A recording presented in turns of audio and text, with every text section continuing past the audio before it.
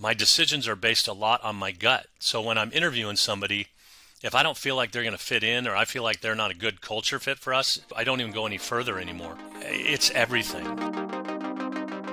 Welcome to the AFT Construction Podcast. Today we have Tom Gallagher with us. Welcome, Tom. Thanks for having me. Yeah, excited to have you on. So Tom is owner-founder of Gallagher Co. LLC. And I think you have a pretty unique business. One of the most interesting things as I was preparing to have you on is you started your business right before the recession last time, the housing crisis. Yeah. And then you built through that. Here you are now, and now we'll see what comes on the horizon. How has that business, changed from, early days 2005 to now? Well, it's a totally different business now. We started as a spec builder, and it was just my wife and and we actually I was working for a big commercial contractor on the West Coast, and we had moved back to Seattle and we had rebuilt our house, and we actually bought a house in our neighborhood, tore it down, and we're kind of doing it on the side. And I decided to leave that company, and we kind of just rolled into doing spec houses. And I remember really vividly, I had a list of all these commercial contractors I was going to go talk to after I left. And my wife says, "Why don't you just go build this house?" And on that day, I kind of flipped from, making all my decisions with my head and doing them more with my gut. And this whole company has been a process of kind of organically building things through, more gut decisions. So back to your original question, we started off doing specs. It was just my wife and I doing one or two at a time. And the recession came and we kind of pivoted to doing remodels and customs. And we picked up a couple really nice jobs. I don't know how, but we did it. And then hired a superintendent. And so we actually grew through the recession. It didn't impact us except for the fact that we stopped doing specs. And, learned a bit of a lesson there, watching a few people that were way overextended. Yeah, but before we get to the commercial background to how that's kind of influenced maybe your residential acumen, if you will, but what's interesting about the spec market, especially in 2005, that would have been a good time, right? You're coming out, you're doing spec homes, you did your house, you're doing a neighbor's house that you tear down and build. How were you not in a position like many builders doing a lot of specs, especially at the housing crisis, where now it was kind of a weird time. Banks are calling notes due. That I had peers that were making payments, like they're building spec homes. They may have a client, they're making payments, and the bank comes to them and says, "Hey, Tom, notes due. You need to pay 100% in full. We're taking the property." I mean, it was just a really weird banking time, and it put a lot of people in a tough position, with cash flow and financials. Well, I think probably the saving grace is I'm kind of a chicken. I didn't go out and do 10 of them at a time. I was doing one or two. And so I remember meeting with the president of the bank, saying, you guys are letting all these other people slide on their payments. You're letting all these other people get away with fees, and you're nailing me with a fee on every single bill you send me. And he said, "Tom, you're paying." So, we just kept paying. That was it. He was straight up honest with me. He said, "You guys are paying and they aren't. So we're sending you, everything." So that's crazy. It was. That's insane. He was honest. Yeah, it's crazy that they can say, "Boy, you're paying, so we're going to hit you with all these fees because we know you're going to pay them," and that's how they're recouping funds from their side. Yeah, and everybody else was just getting off, going bankrupt, and just changing their name. It's a tough pill to swallow. Do you feel that affected, reputation and just, business, your business entity? Yeah, I think those types of decisions where you're making payments even if you don't really have to, and you're doing things the right way, it's just kind of leads into who you are, and it's kind of the basis for what we do. We've got a little tagline, quality, craft, integrity, and that's where it started. Was way back then. It's just doing the right thing, even when other people maybe weren't. So with the specs, were you pre-selling these at the time, or were you waiting until they were finished, turnkey, move-in ready? We typically sold them before we were 100% done, but we weren't doing your classic pre-sale. No, we typically would build them, get them done, and then put them out on the market. And we typically sold them right about there when we were doing punch list. And so at that time, as you had to pivot with the market doing what it did in 2008 and 9, Did you have? I know you mentioned you're pretty conservative, one or two. Did you have a couple out there that were not pre-sold that you had to negotiate, margins and fees, and to get those off the books? I had one, and I actually had it sold. And the guy who was buying it, his inspection of his house fell through because he had LP siding and he had water in the crawl space.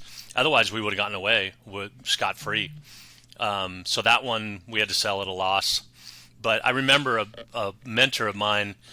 I was just, you may have gone through some of this too, but I was kind of like, man, this is a beautiful house. I'm not selling this for a dime less than what it's worth. I'm just going to rent it out. And a mentor of mine said to me, he said, man, this is called retained earnings, bud. You've done well the last 4 years. You go find a price that somebody's willing to pay, and you cut your losses, and you move on, and you don't even look back. And that was probably the best advice I ever got, because, you rent that house out for 3 or 4 years, the value goes down to the house, you're dealing with renters. It was good just to make that deal and move on. It's really good. I think you may remember the government allowed you to go back and claw back some taxes that you had paid on some profits during that period, so you were able to write off some of your losses. Yeah, it's pretty sound advice. I mean, it's pretty tough pill to swallow at times, to lick your wounds and just move on. But essentially, when you're in a position that you need cash and operations, you have to make these really educational decisions, because anyone understands, when you get into real estate investment and, they're not making more land, right? It's not producing more. There is value, but you have to be in a position financially where you can take something or wait or be patient. And not everyone's at that moment, especially you, Tom, starting a young company. You don't have that flexibility. So to lick your wounds, move on. I mean, cut your losses per se. I'm sure that was, set you up to be able to pivot and move forward, as you have. Well, I was really lucky because, again, I was with that commercial contractor and I was an owner there, so I was able to sell my ownership when I went into the residential business. And then we had 3-4 years, 2006, 2007, 2008, part 2009 that were good. But I think, where you and I in the residential business, a lot of times we don't have really good, business mentors, because we're doing small business. I've been lucky to have some people who were, ran big companies in the Northwest who were able to sit down and tell me things like, retained earnings and, strategies for moving on. And he kind of got me out of my headspace where I was kind of being stubborn and made me think like a businessman. And we don't speak about mentors enough, or maybe most people have no idea how to acquire them. I mean, speak to, just your experience in network, having done big commercial, working with big CEOs, just the value of that network, how those relationships were built and maintained over time. Well, for some reason, I kind of always thought that the mentor side of things was a great idea. And my first mentor, a guy named Tom Lindquist, who he ran a big commercial development company up here, and then he was involved in Weyerhaeuser and some big timber companies. He's always been a guy who we live in the same neighborhood. He's always willing to sit down and, talk with me about things. We've done some development since then. I just kind of got lucky. I found the right guy, the right tone for me. And he's been somebody that for the last 17 years, I sit down with him regularly. And then, when you look at your commercial firm going into the spec world, into residential, how hard of a decision was that? I mean, there's a big contrast between heavy commercial to high-end residential. I always tell people I come from a commercial background. I did, college construction management. I work for a commercial firm. I've been fortunate to work on some big commercial projects. And even now, even with some of the product we're doing, I tell people it's like the Wild West. Like it's, residential construction, we have some amazing trade partners. I do want to set that tone, but the reality is there's a far cry from some of the sophistication of some of these big commercial firms and organization and, automation as opposed to some of these smaller, because as you mentioned, it's all small business. It's a total different entity. Well, so the company that I worked for was a company named Howard S. Wright Construction. They had been in Seattle since like 1885. They built the Space Needle been around forever. And to be honest with you, I never would have thought I was going into residential. Most commercial guys don't. They're just I like, I'm not always thought gonna. I was going to do commercial, and they gave me some great opportunities. I opened an office in San Francisco for Howard S. Wright. I opened an office in Sacramento, California. And so the training they gave me to start my own company was perfect. But really what happened is Howard S. Wright owned Seattle for decades and decades and decades. They built the biggest job in town. They didn't even put up job site signs because everybody knew if it was a monster job, Howard S. Wright was doing it. And but they fell on some really hard times in the mid 80s. They got bought out by a company out of New Zealand. And when I got involved in them, they were down to like $85 million worth of work from a high of like 500 million in the mid 80s. And, we built the company back up to, I think when I left, we were doing 850 million. But we had started bringing in people. There was a core of us who built the building, or who built the business up.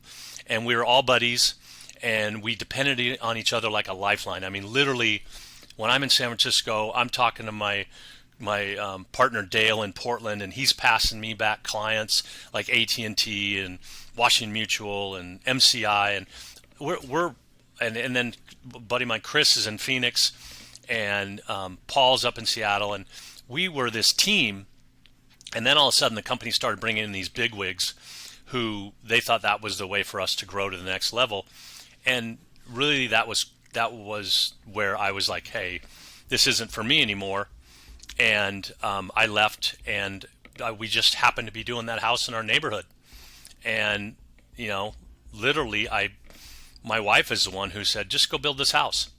And that was 17 years ago. And it's just been this thing. I would have never thought I was going to get into it. But I mean, like you probably, I love it now. I mean, commercial buildings, they're all about the earthwork and the shoring and the steel and the concrete. And then it's, acoustical tile and rubber base. And it's Right. like, boom. And where in our world, the game starts after you get the house framed. Yeah, and yeah, it's a good perspective. Let me ask you this before we get into kind of that comment there. But going back to maybe your perspective as an employee, I think this is really valuable, especially now you're an owner of a company. I mean, you were an owner at Howard S. Wright and worked to a partner.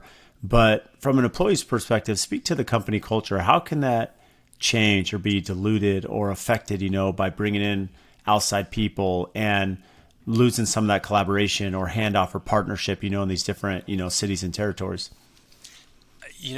It's everything. I mean, that's part of what I kind of keep repeating is my decisions are based a lot on my gut. So when I'm interviewing somebody, if I don't feel like they're going to fit in, or I feel like they're not a good culture fit for us, I don't even go any further anymore.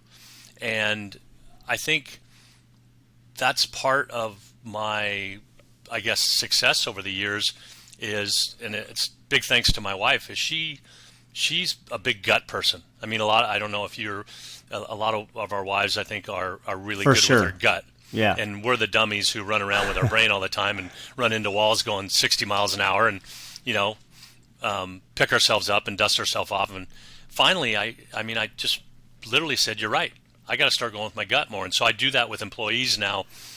And it's been great for us. We have a great team, really passionate builders who all jump in and help each other out all the time. This Saturday we got a big project that's turning over. The clients are moving in before Christmas. The house, it's, for a million different reasons, it's not where I want it. But we're all going to gang up on Saturday, and there's going to be 10 of us who, installing cabinet knobs, putting on door stops, putting on hardware, punching, and everybody loves to do it. Everybody's in, and it's cool. It's really cool. Yeah, those experiences are pretty neat. I mean, we have some of those as the project comes together and everyone's kind of hammering out, working side by side. There's definitely a unique camaraderie that's built, when it's hands-on and we're all, serving each other per se. Yeah, and it's Saturday. Half of us aren't getting paid because we're on salary, but everybody has a good time, and everybody. That's one of the things that people always comment the most about is you do that, you walk away, and you're like, this is cool. Everybody gets along. Everybody's here to help each other, and I'm very grateful to have built up a company of people like that want to help each other. What's interesting about our product and companies, Tom, Because of some of the unique projects we do, it's funny. I've had, when you think about operating procedures and our SOP, I've had a commitment for a long time to never finish a home like in between Thanksgiving and New Year's, right? It's just like you and I both understand the complexity of holidays, trying to get trades here and stuff, and we're a glutton for punishment because I have one closing Friday and you have one closing Saturday. So somehow wait. I thought you had a procedure not to do that. I did have a procedure, and I was just gonna say I went against that, and partly because this one's unique. It's it's the net zero bill. This house of the year. We're trying to get our client in for Christmas, and but I'm sure you can speak to that. It's just the complexity of trying to finish this during the holidays. Oh, it's horrible because all of a sudden you think the landscaper is going to be doing the finishing touches, and he's out hunting, or he's taking the week off, and everybody's got different things pulling on them, and then everybody seems to be getting sick right now. It's just, I don't know. It's definitely a tough time of the year to be doing it, but the clients, they have that stake in the ground. It seems like I'm going to be in by Thanksgiving. I'm going to be in by Christmas. You hear it all the time, and it always seems to be. I wish I could do that. It doesn't seem like it's something that is doable because our clients just want to be in. Seems like during the holidays. Yeah, they do, and that's why we try to format our schedules to ideally get them in maybe September, October. I know it doesn't always line up perfectly, especially with how complex our industry is. What's interesting, going back to the aspect of systems and company culture and fit, I've been really big on this too. Is when you're interviewing people, personality, demeanor, how they carry themselves, how they communicate. These are key factors. Experience is also important, but what I found is that as a company, and I'm sure especially from your commercial background, Tom, is that the more systems that you can have in place, the more clarification for the employees, you can bring them in a little softer landing for a culture fit. Maybe they don't have all the experience, but then you can bring them through that systems. How has that played a role, especially as your company's evolved over the last, 15, 17 years? Well, yeah, we have a policies and procedures manual, and it's basically I've pretty much been using the same system for the last 30 years. The estimating template, the budgeting templates, the way that we set up our procedures manual is very similar to the first commercial company that I worked with. And the thing was, when I started those offices with Howard S. Wright, we kind of used the same type of formatting. So it was kind of a plug and play type of thing. And so, yeah, a lot of people are surprised to come into a company of our size. And first thing we do is we hand them the procedures manual. And whenever they ask a question, first response out of our mouth is, have you read the procedures manual? Because that's what my operations manager said to me 30 years ago when I came up and asked him some question about how you set up a budget template. And he said, have you read it? And then sure enough, you go read it. You don't need to ask him anymore. So we're lucky in that we do have the system's pretty well set up. And it's funny because clients, when they come into our office to talk to us, one of the biggest selling points of us getting a project with them is showing them our system, because it's so simple and it's so clear and it's repetitive, and they walk out of there, they go, great, this is what we want. We want that, computer scheduling, computer cost control, the buyout, the subcontracts, the milestone logs, all the different things that we do. That turns into one of our bigger selling points. It's just explaining to them the systems that we have. So what's interesting about that, when you think about just the onboarding, as you have clients come in, speak to that process. When they're onboarding, how often are you working with designers, architects, that design community? Are you full turnkey? What does that look like for you? Well, when we started out doing the spec projects, my wife would manage the architect and she would do the interiors. As we've grown, we work with all kinds of different high-end architects and interior designers, and we get probably a 50-50 mix of where a buddy, our dot is a place called Mercer Island, and it's an island in between Bellevue and Seattle in the middle of Lake Washington. And there's probably 25,000 people, but like Paul Allen lives here, and used to live here. So it's a pretty affluent area, and so I would say half of our projects come from word of mouth, where we then go find the architect, and we've got a bunch of architects we really like, depending on the style that the people want to use. And then the other 50%, we get calls from some of these architects that we've worked with over the years, and they ask us to be part of a project. And so, business development side, value add of working with different architecture firms, has that ever hindered growth or opportunities? Do you feel that it's kind of maximized kind of your network and business development plan? I think probably I'm the limiting factor on a lot of that, because I still like to run projects. And I get into some, one of the things I've tried to do is run the bigger projects. And when you're running a big, $10-15 million project, you're knee deep into that thing, and it's hard for you to continue your networking and your normal marketing. So I think that I may be the limiting factor on some of our marketing things. I need to be out there. One of the, like with you, it seems like you've got a great organization that allows you to go do other things. We've got a great building organization, but I think from a project management operations standpoint, I could build it up a little more so that I could do more of running the company, marketing, being out there and doing social media things. I don't do as good a job of that as I should. You have some great content, though. You have some great social media on your account already. Well, we're trying. We're trying. We've been working hard at it, and it's definitely eye-opening. There's a lot of different things to be doing. Yeah, there are. And what was the biggest learning experience you had coming commercial to residential? And you alluded to just an aspect of it. I mean, what's really interesting about the commercial side, it's interesting. And I'll give this example. There's a builder in Orlando. He's part of my Builder 20 group. He just hired his director of operations from a big commercial firm. And he called me because he's kind of trying to get some advice on, social media marketing and kind of, what systems am I using at AFT? And, we're using Bluebeam and Buildertrend, and, how are we formatting this? And, his comment, he said, part of his concern about doing commercial was it's a lot of CYA, right?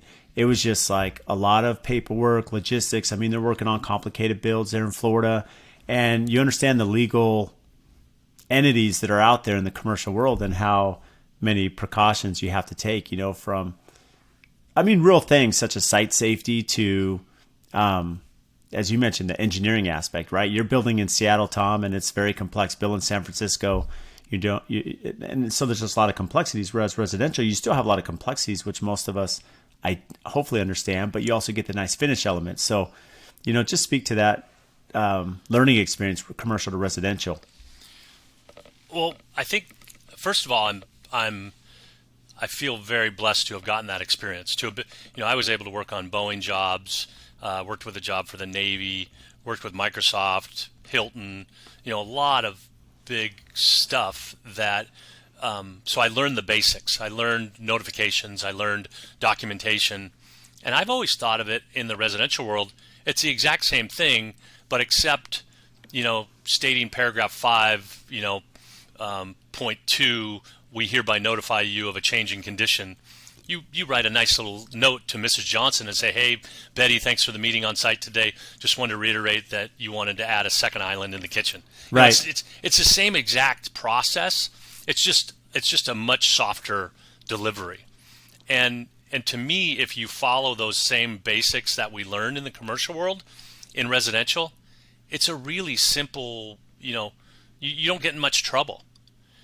Now, with the building complexities, in Mercer Island and Seattle, it's really tight. We got a lot, especially on Mercer Island. We have a lot of steep areas, a lot of water. We've got some slide areas, so we do a lot of shoring and some complex dirt work stuff with dewatering.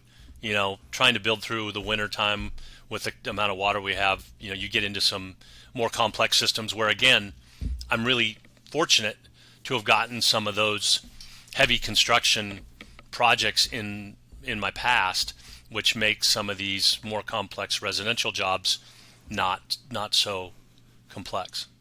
Well, going back to just, when you speak about and I love the analogy you gave of referencing a contract of, how that changes in commercial. And yeah, you and I understand the notification, how you get with, either the consultant, the building consultant, third party, or whoever it is you're working with, as opposed to just going with the homeowner as we do.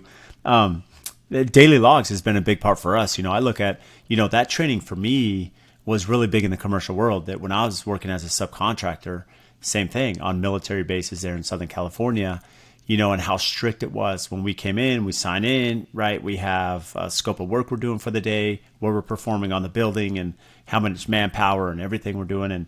And they really use this information. And now I see us using this. I mean, this is a big part of what we do at AFT is the daily logs.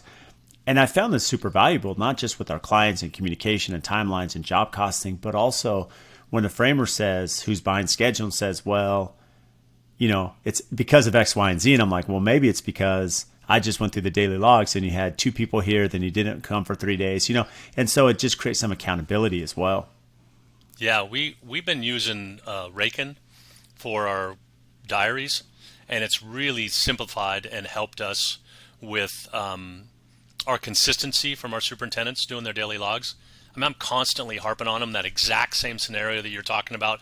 The earth worker that says, my machine's been sitting on your job for 2 weeks, and then you go back to your diary and you say, no, by the way, it's only been here for 2 days. Yeah. And it's such a beautiful thing, and it's so simple. But there's so many of, our residential builder friends, they don't do some of these things, and they get in trouble. So. Yeah, it's interesting. And the big thing is the photo documentation. We always had the photo back up, and now we're doing, especially before we drywall and close the house, we're doing, the full Matterport cameras and stuff, and it's become super valuable. Going back to the Mercer Island stuff, which is pretty unique, for you to build there with these tight spaces. Any concern, exposure? You mentioned dewatering, which you have to do, and a lot of shoring and stuff. Build times. How does that affect build times and expectations with your clients and timeframes?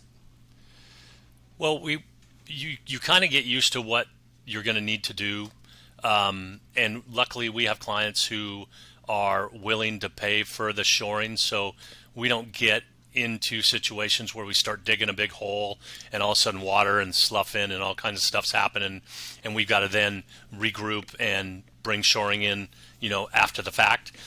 So we know this area, and we kind of know what's coming down the line, and so we kind of plan for it. The biggest thing on the build times that we've run into is just undocumented utilities, where you've got somebody who has bootlegged a power line underground through your site, and you've got to go through, with Puget Sound Energy and redo the easements and relocate the utilities, and just undocumented things are some of the worst things, because there's not a lot of places to go with some of these utilities in these tight areas, and you can't just cut off the power to somebody's house just because they're running through your lot undocumented. What's interesting about that, so like we're not as we probably don't have as much undocumented stuff in Arizona, especially on some of the new areas, where it's farmland or desert, where you may just be in, in a city, and who knows what's happened in the last 100 years, as you mentioned. So we blue stake, they come out and occasionally you'll find something or an easement, that we have to work through. How does that work when you find someone who's done something illegally or undocumented, through your property line? Of course, your client most likely is going to have to take the brunt of that. And then you're going to have to figure out temp power situations and relocation. How does that affect timeline, budget, costs, expectations, and, some of the experiences you had in the past? Well, it's I think a lot of people's reaction at first is like, forget that. He's going to have to deal with that. He's going to have to, and then they come quickly to the realization that, it's going to be their issue. Their problem. It's their lot. It's not necessarily the neighbor's problem. It's a uncomfortable conversation, but I think everybody kind of comes back to the same conclusion, that the utility was there and the system was there for quite some time, and the new property owner is typically the one, if they want to keep moving, which most people, they don't like to stop and negotiate and try and get the neighbors to buck up. They just want to keep moving, so they quickly find a way to relocate it and get it out of the way. And that's usually the fastest and the cheapest way, is to just keep moving, get it out of the way. But the worst part is when you run into some of these, government, utility companies and, cable companies, and the people that have the big duck banks, and that's where you get into having to rewrite easements and deal with, groups that don't have the same sense of urgency that you do. And then the clients can get a little bit frustrated. Yeah, especially when you're working with the municipality and city, they definitely, and even some of these big private power companies and stuff like we have in Phoenix, it's the same thing. They're not going to move, as quickly or be as easy, or they may have a department of 600 people and you're trying to find the right person to like abandon the easement or relocate or put in a new transformer, get 3-phase power, whatever it may be. Yeah, it's tough.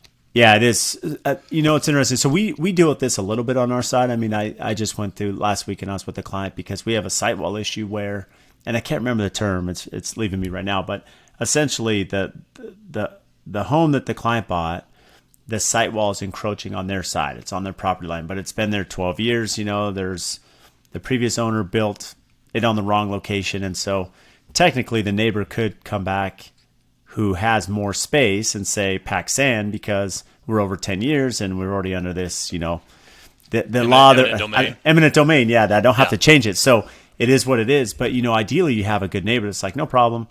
If you want to pay for the wall, move it back, get it on the property line. I mean, and some neighbors are good and maybe they have some stipulations. And what I found is, that relationship with the neighbor is really important because neighbors can make or break your experience building, especially on tight lots. I mean, how do you build rapport and relationships with neighbors in tight communities? Because one, it could be a pain in your side throughout all construction. Number two, it could lead to other business development as well, being a good neighbor. Yeah, I think just doing the simple things, making sure your superintendent hands out his card to all the people in the neighborhood and reiterates to them, hey, call me, don't call the city, don't call my client. If you got a problem, if there's a truck parked out in the road, I'm available all the time. So that's the number one thing is just being a good neighbor, handing out your card, being accessible. I think, sweeping the street and, waving to people, just common courtesy. I think that is a big deal. Most people get upset when contractors are just in their own little world and not paying attention to the neighborhood that they're in. So when you see a superintendent come out and say, hey, sorry, I'm blocking you, apologize, how you doing? Go call you by your name. That's the biggest. But some neighbors, you probably know the same thing. They're just not the type of neighbor that you're going to get along with. And so you just do the right thing. Always take the high road and, like I say, do your best, forget the rest type of thing. Yeah, do your best. And forget the rest. I like that. But I think the sweep the street's good, and you'll deal with this mud. We had some rain out here and someone drives through the street, water it down, clean it up. It's just good.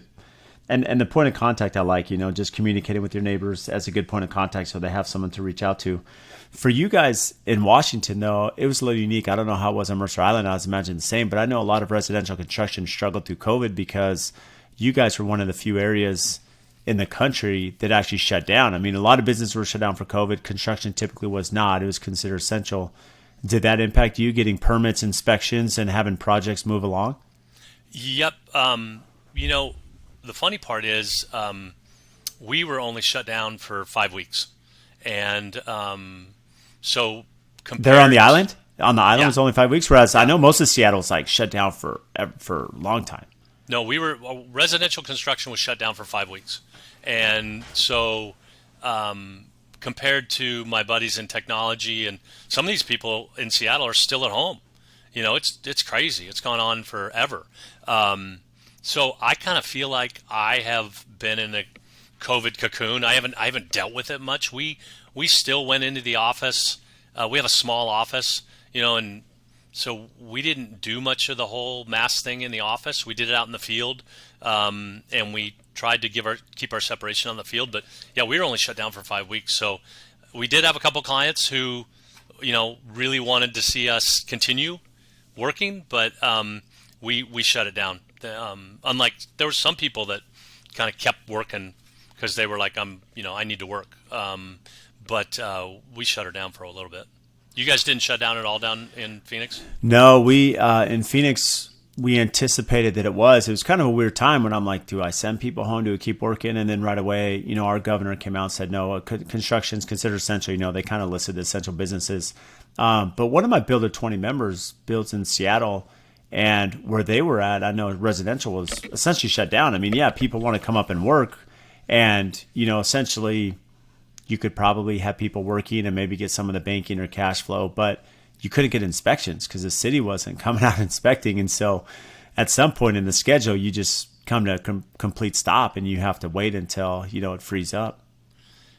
Yeah, we just did not get impacted that badly. That's good. That's really good.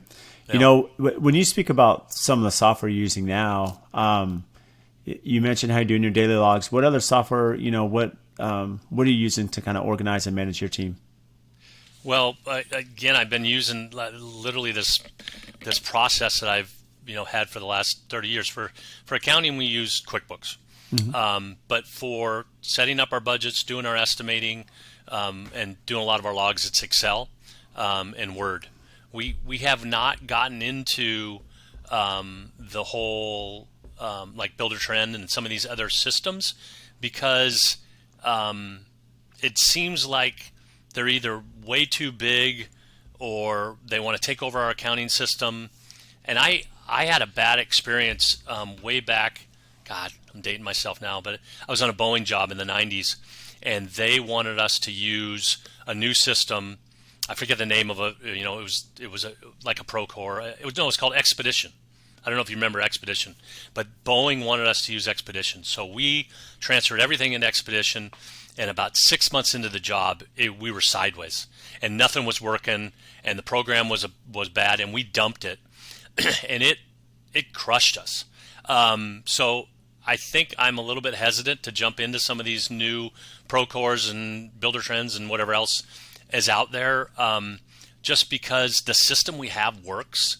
Of course, it's Excel, so you got to watch out for logic issues, but we've got some double checks. I'm wide open to bringing something in. The thing I'm really wanting to find is something that can really help organize our plans and our photo documentation and all the different pieces of information that we get on our jobs. Because what I've noticed lately is, okay, the young guys are using Bluebeam, the architects are using Dropbox, the interior designers are using some other program, and before you know it, you're like, where's the latest documents at? Yeah. I'm like kind of old school. I have a set of drawings that are clipped together, and when I get a new drawing, I write revised over the old one, and I put the new one on top. And so the weird part is I find myself being more up to date than some of these people who have these really fancy programs, because everything's changing so much. I don't know. Like you may run into it too. You go over, you meet with a new person in the office about an estimate, and you're like, hey, show me your drawings. Show me where you highlighted, all the notes. Show me where you highlighted all the details. And they're like, well, I'm using Bluebeam, so I don't highlight. And I don't know. I'm having a tough time with some of this stuff. Even if somebody does Bluebeam for their estimating, I still want a set of drawings, and I still want to see that you marked off everything with a highlighter. I just want to see that. Yeah, and you can do that in Bluebeam. I know that we're layering and stuff and doing that in Bluebeam on our side, but I understand the complexity, and this is part of as we evolve as business owners, right, and trying to tie this in. And something for us, I work on a MacBook, right, and so we have Mac, and so a lot of people use Google Drive, which never formats great with what I'm doing, and there's Dropbox, and the landing page is really important. And whether you are looking at Builder-Trend or Procore, there are some of these project management softwares that can put everything together, so you have the latest and greatest, and even implement Bluebeam and layers, and that's something that we spend a lot of time right on that, as I'm sure you have. So it's interesting that you have some of your staff using Bluebeam. I mean, is that something that you had used previously when you did Comercial, or was that just kind of their experience as they come into the company? Yeah, it's the new folks that are coming in that really like the Bluebeam and they found it really useful. And I first ran into it when I saw some of our superintendents using it to set up their RFIs, because it was so easy for them to work with, and they were able to make such clear documentation. So I actually saw it first with the superintendents, and then I've got some kids that are my kids that are in the business in the commercial world, and my daughter Lauren is like, hey Dad, are you using this? Hey Dad, are you doing this? And so I kind of get introduced to it by the younger generation, which is weird because I don't feel like I'm that old, but it sure sneaks up on you quick. Oh, it sure does. So, you have kids that are in the business, and are any of them there at Gallagher Co? Um, well, funny you asked that. I've got three kids. My oldest, I told him that out of college they couldn't come work for us, that they had to go out in the real world, get a job, because like you and me, it was so Like, beneficial to go out and work for a big company and learn the good things and the bad things, learn the procedures and everything. And then, so what I told him is, I want you to go out in the world for at least 5 years, learn, and then if you want to come back and work for us, then you'll be in a position to take us to the next level. You'll bring something back which is going to improve us. I've seen with some of my friends in the business where the kids just came to the business from college, they're just doing what dad did, and they're not raising the bar. So my daughter's working for a big commercial company doing an Amazon job in downtown Bellevue. I don't even know if I'm going to get her back. They're treating her. They're doing a great job teaching her, and yeah, we'll see if she comes around. My son Joey, he's in college right now, and then my middle daughter, she's been in Nashville the last couple of years doing interior design. interesting. So they're all involved in the industry. Yeah. Was that by design that they're like, okay, Dad, we're going to family like follow that, or was it just kind of something they decided to do on their own? They did it on their own. I mean, my son was probably the one who was like, I told him when he was growing up, when he was like 10, 11, 12 years old, I said, hey, you're going to come work for us someday, just to learn how to work. And he's like, Dad, I'm never going into construction, so I don't know why you want me to work for you. And I said, well, Joey, I said, everybody needs to learn how to, work on their house. So even if you don't come work for us, you'll at least know how to, use a screwdriver and repair your own drawers at home. And anyways, over the years, he got into it, and now he digs it. And he worked for my cousin doing heavy commercial concrete downtown one summer, and he worked for my framer doing framing for a summer, and he worked for us as a laborer. And boy, they're both Lauren and Joey, they're going to be really good someday. I hope they decide to come back. Is Lauren the one that's doing design, or is she doing the Amazon commercial one? Lauren's doing the Amazon job. Okay. Anna is the interior design. And so with Anna, I mean, is she going into residential or commercial design? She's been doing residential. Wow. So is there going to be some future collaboration between you two? Maybe. I mean, I hope so. I hope one of these days they want to kick me out of here. It's amazing. Well, that's fun. It's interesting to see because I do have some peers, right, as their kids are getting into kind of the same stage as you are. And, a good friend of mine, he has two daughters, and they're both did construction management at University of Florida. Okay. And they're both working commercial, probably similar to you. And he's like, they're supposed to, like, this is my exit strategy. They're supposed to come and take the family business so I can ride off into the Totally. sunset. And he's like, I don't think they're coming back. They're doing too well in the commercial world. That's exactly the way I feel. I'm like, I think this might have backfired on me. Well, it's good you've raised good kids. I mean, how, when you think about life balance and complexity, having family, 3 kids, your wife did design with you early on, wearing these hats, any advice for those listening, how you can manage, the family aspect, the company aspect, still find time.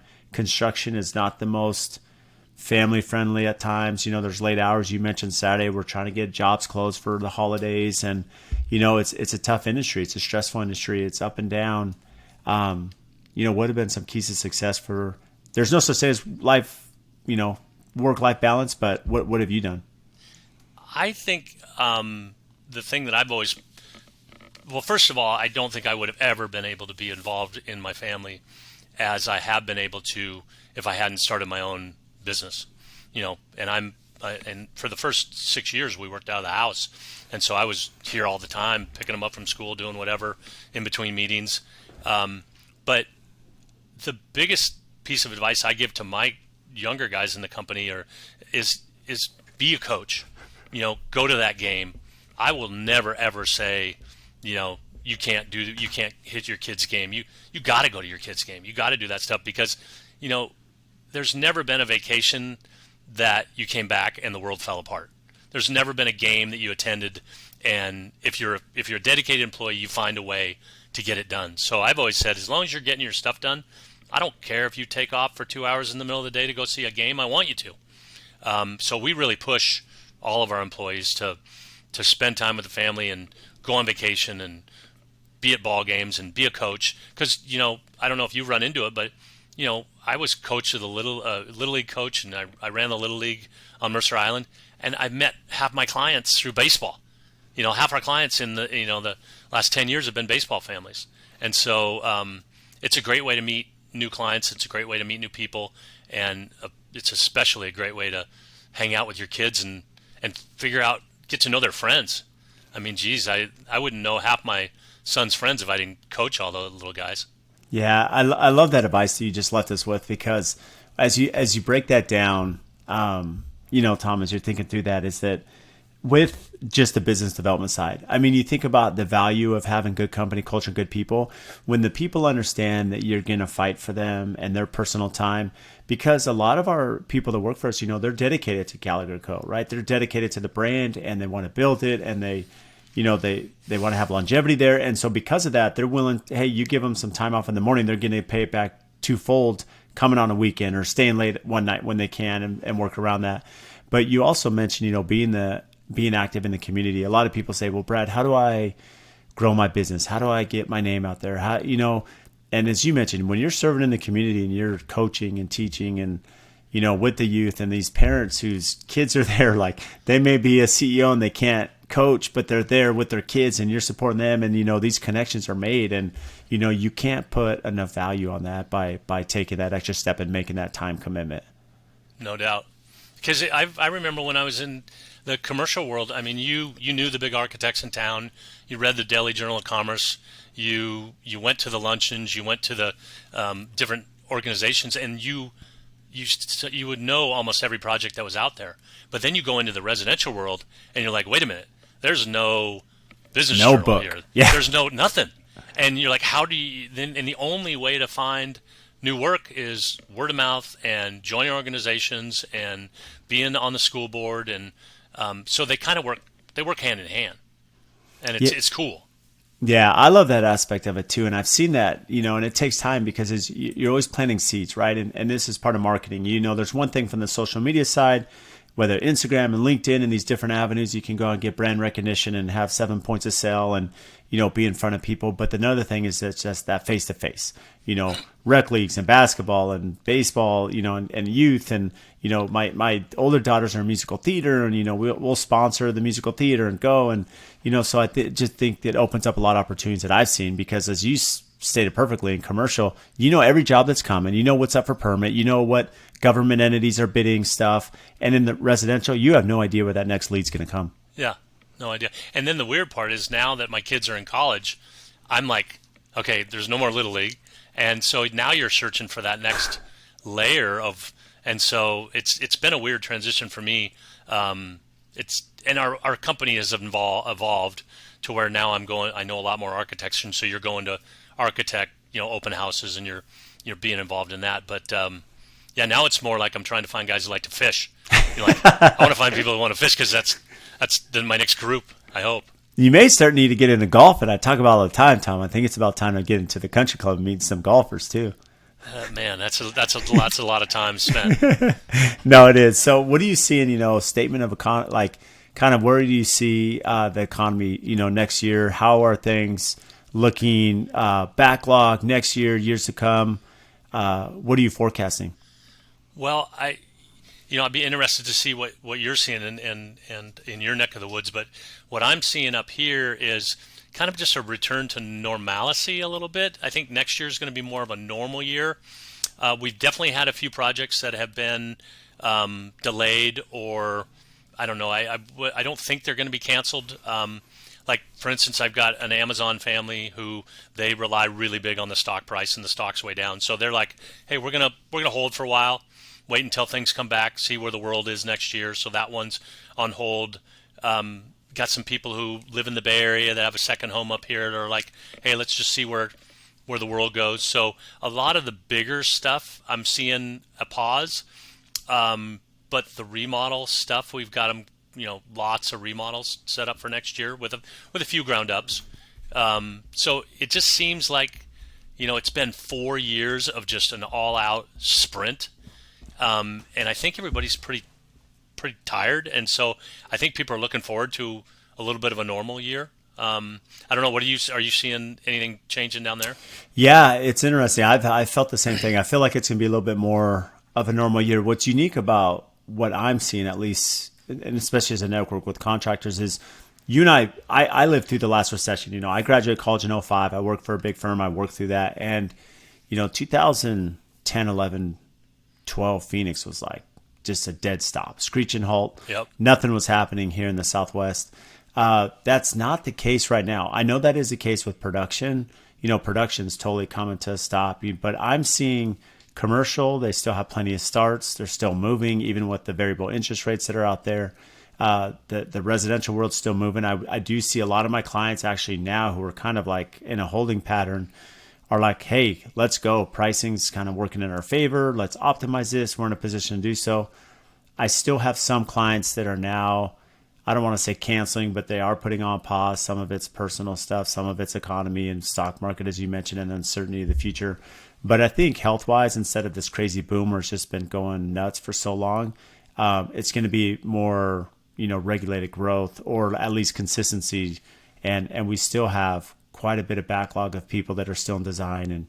And, our biggest issue that we've had, to be honest, Tom, is that the design and architecture has taken so long from our consultants and MP&E and civil, and then getting permits, and the clients get exhausted, waiting so long emotionally, a year when it should be 3 months to get these permits. And that's what's taken the biggest toll. Yeah. Yeah, I agree. 100%. How long is your typical build time? Like when a client onboarding, when they come to you, Tom, what's that typical process in pre-con and then build time? Well, I'd say for a normal house, the process is probably somewhere between 22 and 24 months for a normal house. You come on board, spend 6 months in design, spend 6 months in permitting, and then go build the house in 12 to 14 months, something like that. But we've had, the last few years, we've had some monsters that have literally, we are just finishing a build right now that we've been involved in this piece of property for 4.5 years. And so we started down by the water. We built out the hardscape area down by the water, which we were going to be blocked when we demoed the house next door. So we demoed the house next door. We did the waterfront. We built the multi-purpose building with the ballroom and the car garage, and now we're doing the main house, and we're just moving them in right now. And boy, it's been that one was a long one, and we've had a couple of those the last few years where they were 26 to 30-month builds. Has it been difficult when you're working, with a home such as complex as that one, and then you're doing some remodels too and other new builds? Complexity, trade base, systems internally between the different product you're putting out there. Well, I think first of all, anytime you're doing a 4-year job, it gets strained. I think it's just plain difficult. I don't think clients understand when they're building a 15,000 square foot house how big of an effort it is for them. It's tough on them. I mean, the length of time to put in place, that much work. And especially in your team, I mean, you've got trucks lined up down the road every day. You're putting in, 350 man hours of work every day, but the project just takes such a long duration. I think those projects in general, I don't know how, as an industry, we can give our clients a better heads up as to how difficult and long that process is. The 12 to 14 month house, 5,000 square feet, those are cool, and they go by and people see the framing, they're like, wow, and you put the windows in and it's wow, and pretty soon you're putting in cabinets and it's wow. But boy, you get on these monsters and it's tough. And then then the thing that you run into, and you probably run into the same thing, is you have your favorite electrician, you have your favorite stone guys, and all of a sudden you've got them on 3 jobs at the same time, right? And one of your superintendents is like, hey, I need him over on my place, and you're like, well, we need him over here, and you start fighting yourself almost internally with some of these big jobs that typically that stonemason can bounce around 3 jobs and deal with it, but now he's on a job where it's a monster, and you plugged him up for the rest of your organization. So sometimes you run into where you're almost battling yourself. Yeah, what's interesting about that is we're probably like you, I mean, my net zero house is 4,000 square feet. It's like 3,800. But I have a house that's 25,000, and then I have two neighboring houses that are 25 and 35, 60,000 between the two. And then I have some, 6, 8, 10,000. But what's tough is, like, to your point, some of these big ones, one of my mentors told me, he said, look, Brad, most marriages last 3 years, right? And here you are doing a 4-year build for a client. And so you're like essentially longer than most people are married, and well, not most people, but you're essentially, you're trying to build this relationship, and it can become strained, and trades become tired, and they become, when there's so many bathrooms and there's so much detail that they can become snowblind and exhausted. And, it's always something that we try to set a good expectation, and builders should recognize, and designers and architects as well. When that's a big house, you better have systems in place. You better understand the process. You better set those expectations, because it is not the same as, a 3,000 square foot Rambler. No, not at all. And the worst part is when they're like, "Hey, where's our electrician?" And you're like, "Well, he's down the end of the street doing a remodel, for us." Yeah. And you got to watch it where you are penalizing yourself. Well, to be sensitive to time here, Tom, what do you do for fun? You mentioned fishing. I love to get out on my bike. It's funny.